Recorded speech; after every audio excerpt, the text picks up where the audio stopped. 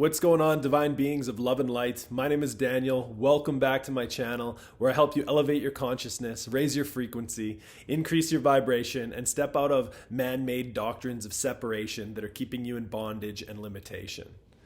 So in today's video, I want to dive deep into the topic of soul wounds, soul splits, fragmentation in who we are, in our identities, in the way that we think, the way that we feel, and it literally ripples and affects every part of our life. So this is a super important video, a super important topic for us to understand. And in this video, I'm going to give you 7 signs that you or someone you know has soul wounds or soul splits. Okay? So what are soul splits? What are soul wounds? When we get hurt in the physical, say we're running and we fall down and we split our knee open and we have this gash in our knee, over time, that wound that we have is going to heal because our body has an innate immune system and knows how to heal that wound externally. Well, our soul is a very complex thing, and to keep it very simple, it can split in the same way that our flesh can split open.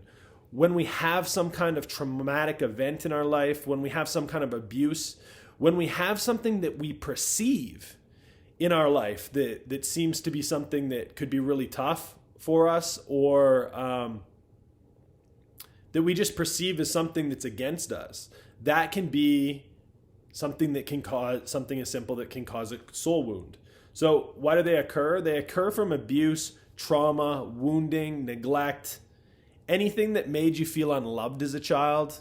Typically, soul wounds are when we're younger in life, although they can occur afterwards through traumatic events. But this is because when we're up to the age of, when we're growing as kids, up to the age of 7 years old, we have something in our brain called mirror neurons. And mirror neurons actually help us discover the environment that's around us. It helps us prepare for the world in which we're born into. So if we're born into like a war zone, what we see around us is going to help us survive in that zone. Or if we are born into a really beautiful place of peace, then we're going to be able to act appropriately with what's going on there. And the soul, rather than say there's some kind of terrible abuse that happens, childhood trauma, instead of the whole soul just becoming traumatized and rejected and you becoming that person, the soul has a survival, a coping mechanism that's God's built into it, that it will actually fragment off. It will split off, and a piece of your soul will become and carry that wound and that trauma, whereas the other 99% of you can just continue on being the normal person that you are, so it doesn't take over your entire personality. Now, it's really important to know that, like, you might be like, nothing really traumatic. Like, I was never raped. I was never sexually abused. I was never beaten, like, when I was young, or none of these things. But, I have some of these symptoms on the list. Well, here's the thing, is that it's up to the perspective of the individual. So, like, at school, if somebody, got, like, made fun of a lot at school, one person might not affect them at all, and they might go through life totally fine. But that might drastically change the identity and the belief about somebody else. And that may have been a very, very traumatic event in their life when they went to school, is that they got made fun of or bullied or whatever. So 2 situations that can be very similar can result in drastically different outcomes based on a lot of different events: how sensitive you are, how empathic you are, how much you can feel what other people are thinking and doing towards you, what your beliefs are and what you were raised with when you were growing up. The beliefs that you already had in place really could determine how bad the trauma was in your life would affect you as well. And so there's a large variety of different outcomes, and there's a different scale in which these traumas and these wounds can happen. You can have a full-on wound that breaks off and you become a completely split personality, and you are literally like operating between like multiple personalities, and that's where we get into like multiple personality disorder and things like that. Or it can just be something that's like a little wound, like a a splinter in the soul, that different things come up and they just get under your skin and it doesn't feel that right. And so there's a wide variety based on the severity of the fracturing or the wounding in the soul. And so this isn't a one size fits all thing. The soul is very complex. But I want to give you 7 signs that you or someone may have soul splits. And this list, I'm not a psychologist. I am not a trained physician. This is a list that has been made based on my own experience of walking through my own soul splits, my own soul wounds that I've healed, and also people that I've worked with, and also friends and family members that I've worked with, that I've helped, that I've seen, that have different issues and things like that as well. And so let's dive into this. So the first sign that you have soul split is that you're emotionally unstable. You end up going up and down a lot in life. You go through tremendous mood swings for seemingly no reason, or maybe you're just very sensitive to different things and it can throw you. I'm not just talking about like feeling like, oh, I'm just feeling like a little bit bad today, or I'm feeling all right, or just a little bit numb. I'm talking about like you go into like, I'm having the best life ever. This is absolutely amazing, like mania, down into like a matter of days or weeks where you go into a deep depressive, dark night of the soul type thing, or depression, where your mood swings go up and down and up and down. And this can change very rapidly, or it can be more prolonged. So almost like bipolar type symptoms. This is a red flag that what you're dealing with is actually a soul wound or a soul split that's underneath this emotional instability. So along with that goes like ADHD type symptoms, hyperactivity, not being able to focus. Along with that also goes depression, anxiety, and just overall instability in being able to regulate your mood. Okay, so now let's move on to number 2. The second sign that you may have a soul split is that you get triggered, like really triggered by little things that can send you into a tailspin throughout the day. So it can be as simple as somebody cutting you off in traffic, a loved one saying something to you, and it's, we all get triggered from time to time. And underneath these things, the truth is there's usually some kind of wound. It doesn't mean that you have a full-on split in your personality, but it does mean that there is some kind of pain, some kind of splinter under the surface that is causing the inflammation, the pus, and everything coming up. And that trigger is the sign that, hey, there's something not right in my soul. There's something there that needs to be looked at, that needs to be healed. And so, yeah, just being very angry and having high reactivity on certain things that comes upon you very quickly. That is a telltale sign that you have some soul wounds that need to be healed, some pain in your soul that it needs to be healed under the surface. 3, you're unable to stick to projects or goals for a long-term period of time or until they're completed without completely draining yourself, without feeling like you have extreme willpower to give it all you got to be able to get through it. So it's, this is something that I would deal with in my life, where I would start something and then hop onto the next thing. And then I wouldn't quite finish it. If you have like 10 books lying around the house and you've read the introduction and like a couple chapters of each book, but you never make it through the whole book, that's a sign that you actually have some soul splits and some soul wounds that you need to be looked at and need to be healed. Because you can be in a part of yourself and you're really interested in a topic and you're really going after something and it's great, but you don't stay in that frequency, in that mind state for too long, because another part of you that's wounded or another facet of your personality comes up and you no longer are interested, or what you were once reading or doing doesn't quite resonate with you as deeply as it did before. It doesn't mean that it's not good anymore. It just means that you you are fragmented in your awareness on some level. And so this can also be a gift. Like a lot of the things that I'm saying here can also be like the double-edged coin, like ADHD, for example, like and having that really fast reactionary mind, like that can be really good. So these are not just saying, this is not a clear-cut diagnosis like, oh my gosh, I have this, but it's just a sign to show, okay, maybe this is something that I should take a look at in my own life and in my own soul.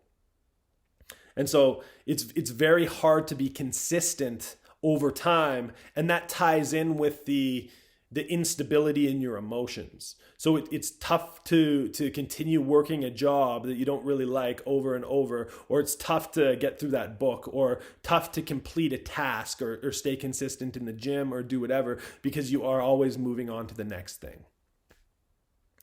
All right, so moving on to the next one, number 4.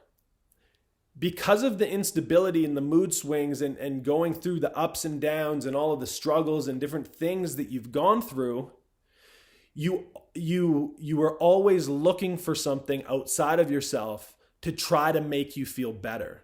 So you're looking for that thing that you can find in your life, whether it's a diet, supplements, certain personal development, certain different things like that in your life that will make you feel better, so that you can go, oh my gosh, okay, this was the issue. And so you're always looking for the issue outside of yourself, rather than realizing and having the revelation that it's actually a wound within your heart, that there's actually something going on in your soul that has been wounded, that has been fractured, that is causing all of this instability. And so you don't fully know your true value of who you are, because you've always associated your value with how you're feeling or what's happening in your life, rather than going within and knowing who you are internally, because you never feel good internally. So the answer must not be there. And there's always just this back and forth and this mood swing thing. And so that you're always looking for an answer outside of yourself to fix you. Okay, that's a big one. That's a big red flag, red sign that there's soul wounds. And I want to say this, like, most people could fit with a lot of these things. And the truth is 90% or more of people have soul wounds in society. There's very few people that are unscathed on this physical plane that are going through this.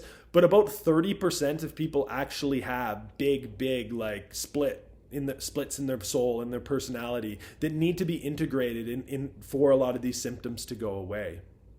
And so don't feel like you're like a weirdo or an odd person out, because like literally everybody's walking through the world almost with big issues and traumas that are undealt with. So, there's a lot of stigma around mental health and being crazy and all these things. The reality is it's the norm to be taking medications now. Over 50% of the population in the Western world is on some type of antidepressant, antipsychotic, mood stabilizer, all these things. And I've walked through a lot of these antidepressants, serotonin reuptake inhibitors, and they were all permanent diagnosis in my life.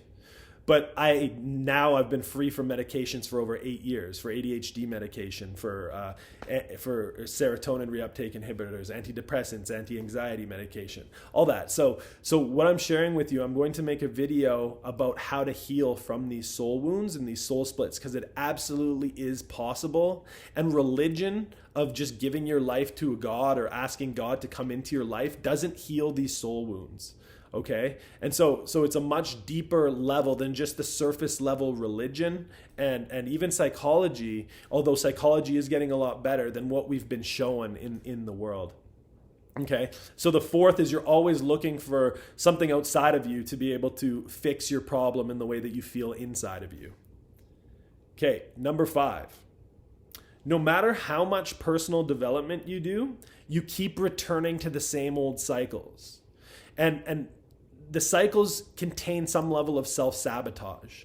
So even though you start to work on yourself, you start to do affirmations, you start to spend more time with God, you start to read more books, it just doesn't come together because there's so much instability and there's so much lack of willpower and inability to be consistent and stable in your life that you just keep going and going, but you keep trying. You keep trying to better yourself, but it ends up never sticking. It's like you go and you accomplish a great thing or whatever, and then it doesn't matter. It doesn't become your next new normal. It's like you're leveling up in life. You hit a new level of like feeling amazing and doing good, but then it goes back down. You self-sabotage and you crash. You never seem to be continuing to grow, even though you're learning, you're digesting, you're taking in so much stuff. It never actually actualizes in your being, in your person. So if you can relate to that, that's a sign that you have a soul wound or a soul split.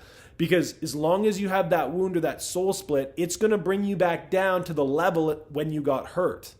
And you're never going to be able to continue and be fully whole, because imagine if you have 80% of yourself that's at a really high vibration all the time, but there's this wounded, traumatized child part of you that's at the lowest vibrational frequency. No matter how high you get up here, the average, you're going to just be continually pulled back down into those lower states, into those depressions, into the funk, into the fear, into whatever it is, because there's that part of you that is still traumatized, that is still in fear. And so that's why it's so important that we need to heal these things, that we need to see them and love them and bring life to them so that we can fully integrate and actualize these soul wounds and level up. Okay, number 6, you numb or escape with certain addictions. You may use alcohol, you may use cannabis, you may use drugs, you may use shopping, you may have certain behavior, passive aggressive behavior. You may have different things, gambling, pornography, whatever the case is. You have a level of addiction that you'll continue to go back to in your life when these triggers come up, when you start to not feel okay. And the reason for this is because addictions and substances are actually designed to block those low-level frequencies. It's like that wounded child inside of you. It's like you giving them a soother and being like, here you go, and then locking them in the closet. So you don't need to see them, you don't need to feel them. They're not crying, they're not making a noise anymore, and you can just continue to have some of your higher self come through, have some of those higher vibrational states come through when you're in the act of addiction. And so if you have active addiction in your life, like consistent active addiction, it means that you have soul splits. And even if you have some measure and level of sobriety in your life for a duration of time, like you've been white knuckling it without developing a spiritual program, without developing a new level of normal in your life, and you're still at risk potentially of your life being destroyed, it could mean that underneath there is still a level of wounding in the soul that needs to be healed. There could be a level of fragmenting in your soul still that needs to be loved, that needs to be seen, that needs to be brought to life. And this is absolutely possible. It's absolutely needed. And that is going to be the scope of another video though. And for now, we're going to dive into the last one, number 7. Number 7 is that you have had some kind of traumatic event in your life. You've gone through some kind of abuse. You've gone through some kind of trauma, physical abuse, sexual abuse, whatever it is. And I'm not saying because if you've gone through some kind of an abandonment, something that would be considered a big life circumstance in your life, but if it hasn't affected you up to this point, don't go digging. Like, that's not what I'm saying here. I'm saying, like, if it hasn't affected you, it's totally okay. It might not be a wound. But if you've been through something that has caused a level of post-traumatic stress disorder or PTSD in your life, or something like that, and you just like, after that happened to me, I haven't felt the same. After that happened to me, my thinking has been all jacked up and my emotions have been a wreck. And, I'll relive the event. If you have that in your life, that is a huge sign that you have a soul split or a soul fragment that needs to be seen and loved and healed. Okay? And so all of these 7 signs, I'm going to recap them in a second, are signs that you have had a soul split or some kind of soul fragmentation or wound in your life that needs to be healed so that you can level up into the full expression and feeling of who you know you are deep down as a divine light being. Why do I always say beautiful divine beings of love and light? Because the reality is when we've experienced the level of darkness that we have and we heal those parts and we come out, we truly realize how light and how amazing and how lovely we actually are. That's who we are. We are light. We are the highest vibrational frequency of light and love on this planet. Just like the sun brings light and love into the earth on the physical level and grows the trees and grows the plants and everything, on the spiritual level, we are that light. We are growing the spiritual atmosphere and the spiritual environment on the earth. And it's super important that we take a look at these soul wounds and these soul splits if we're on the journey of raising our energy, of raising our vibration, of growing, because along with healing the soul splits, we become more stable. We let go of all of the external things that we've been trying to cope and make our life better with. And we come into a place where we can actualize ourselves into a new level, into being a new divine being, where we can live in that happiness, we can live in that joy, and we don't need to reach for anything, any addiction, any personal development, any striving outside of ourselves, and we can enter into rest. If you are super stressed and you don't have any rest in your life and you're striving, that could be because there's different soul wounds and soul splits that have happened in your life. And so you need to continue to strive, and you need to continue to try to make yourself feel better. That can be one of the external things that we do. So here we go. I'm going to give a quick recap here of 7 signs that you may have a soul split, or someone that you love may have a soul split. And I'm not saying, you know what, you need to, go and blame someone and be like, oh, they have your partner, and be like, you definitely have a soul split. Remember when I said this? We need to have compassion. Just like if you cut yourself deeply and you're bleeding out, you wouldn't say to that person, you idiot. You would help them stop the wound and take them to the hospital. You would stop the bleeding. So we need to look at emotions that way too. We need to look at people who have these reactive anger outbursts in love. We need to see somebody who's striving and struggling and having these instabilities in their life, not as crazy, not as whacked out, not as somebody who's missed the boat or demon possessed. I got that one a lot. But we need to look at them as somebody who needs to be showing love in their soul, because love never fails. Okay? So we need to have compassion for ourselves, and we need to have compassion for other people. And that's where we are going to overcome a lot of these wounds and these traumas and these things in our life that have been holding us back. Okay? So it's about compassion. It's about love. It's not about blaming anybody, about having anything like that. So here are the signs again. 1, emotional instability. So this goes into mood swings, bipolar episodes, ADHD symptoms, these kind of things. Any instability in your mood. Number 2, you get triggered by small things or big things that lead you into anger spirals. That you are very reactionary, and on the nick of a dime, you can freak out. That is a sign that you have a soul wound or a soul split. Number 3, you're unable to stick to projects or goals for the long term without putting extreme, crazy amounts of effort into it.